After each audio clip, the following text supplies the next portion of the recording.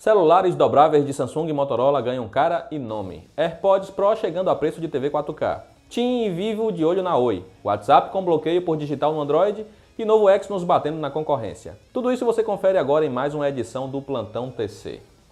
A Apple anunciou nesta semana seus novos fones AirPods Pro, que finalmente reformula o batido design usado há alguns anos pela empresa, além de trazer cancelamento ativo de ruído, mais bateria e funções inéditas atreladas ao iOS 13.2, liberado logo em seguida. Todas as melhorias, porém, cobram um preço e não é nada barato. Os AirPods Pro foram lançados no mercado internacional por $249, mas seu preço no Brasil será de nada menos R$ 2.249, superando muito o que é cobrado pelas rivais Sony e Samsung.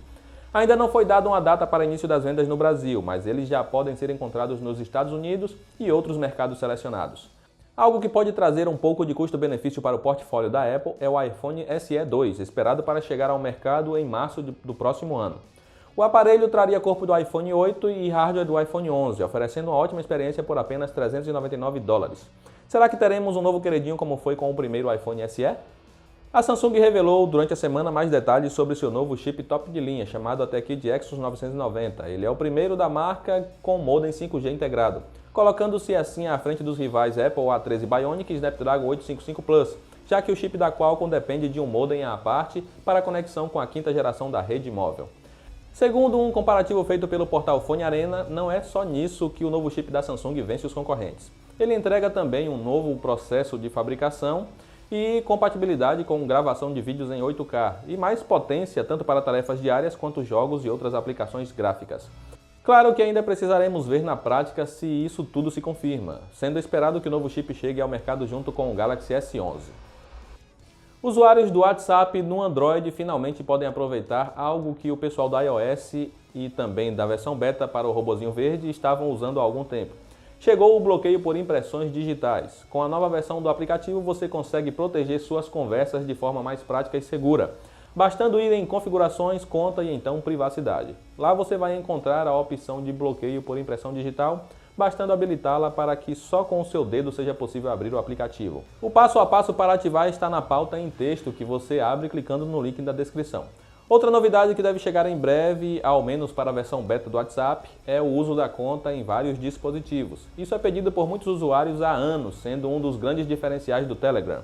Infelizmente não temos um prazo para que a função esteja disponível, já que os desenvolvedores ainda estão trabalhando na criptografia que será usada para manter tudo devidamente seguro.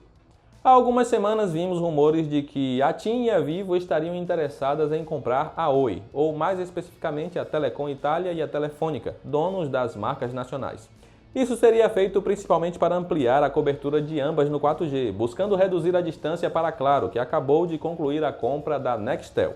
Infelizmente, toda essa negociação depende ainda do leilão do 5G, previsto para o segundo semestre do ano que vem, pois a Oi já demonstrou interesse em investir na quinta geração da rede móvel e vem se movimentando bastante para sair na frente, o que consequentemente aumentará e muito o seu valor de mercado.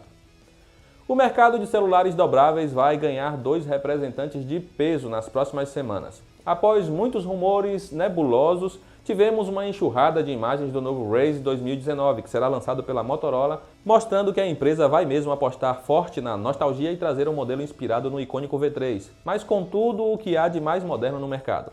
Além dele, a Samsung confirmou o lançamento de um dobrável, também com cara de smartphone flip, durante sua conferência para desenvolvedores, mostrando um teaser do que deve ser o novo W20. Enquanto o Razr 2019 deve ser lançado com hardware intermediário para ser vendido por um preço mais agressivo, incluindo um chip da série Snapdragon 700 e câmera única tanto traseira quanto frontal, o W20 será um verdadeiro top de linha, sendo esperado com Snapdragon 855 e conexão 5G. O Razr 2019 será oficializado pela Motorola no próximo dia 13 de novembro, já o W20 ainda não tem uma data concreta para ser anunciado. E aqui fechamos mais uma edição do Plantão TC. Comenta aí abaixo de qual notícia você mais gostou. Eu estou indo lá comentar que espero que o Exynos da Samsung realmente traga um desempenho digno da concorrência. Um grande abraço e até o próximo vídeo.